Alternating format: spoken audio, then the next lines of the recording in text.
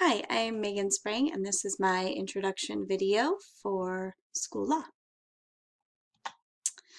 My personal demographics are I'm a first grade teacher. I'm in my 11th year. I teach in Redlands, California, which is about 60 miles east of Los Angeles. It's in San Bernardino County. I teach a mix of students from low to middle income families mostly. I have English language learners, SAI students, and everyone else you can imagine. Um, I'm currently working on my master's in instructional technology. This is my fourth to the last class, so I'm getting pretty close to the end.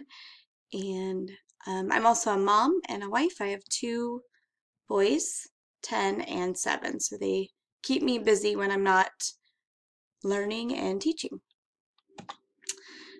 So just some things that I've observed of how my administrator shows that she knows the expectations, the federal and state law and school policy or school board policies.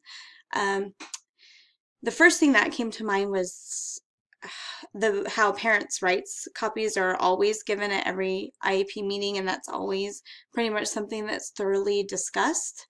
In our classroom, we have uniform complaint procedures, so just explaining to parents how they can go through, I guess, the chain of command, if you will, to voice any of their concerns from the principal to the district office to the school board. Something I didn't realize but learned as I was researching for this was that all the board policies are really thoroughly outlined through the district website. I'm not sure that I've seen my administrator do that, but it's definitely, or show us that, but something that is made available by the district. And then my administrator also makes sure that we complete mandatory reporting training online before every school year. So some things just about me that I personally know. Like I said, the mandatory reporting is something that we're required to do at the start of every school year. Technology use policies is something that we've really, the district has pushed, if that's the right word, but made available and made lessons available for discussion so that students and parents are aware of technology policies. Again, the uniform complaint procedures are posted in my classroom. In California, we have the Williams Act, which requires students to have equal access to instructional materials.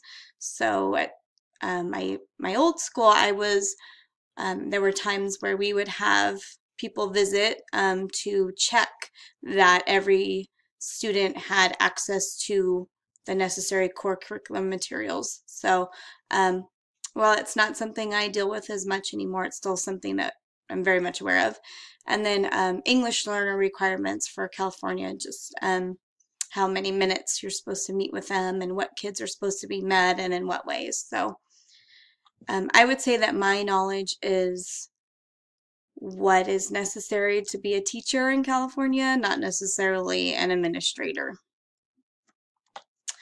My plan going forward is to become more familiar with California Ed Code as necessary, read through the district board policies. That's not something I've done much of. And then just to be more proactive than reactive.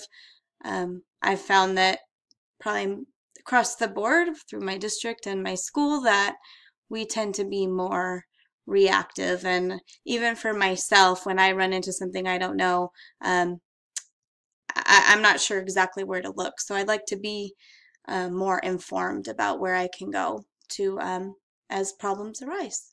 So I'm looking forward to this class and learning just how to make my teaching more equitable and more fair, and to ensure that I'm protecting my students and protecting and doing the right thing by them and their parents and families. Thank you.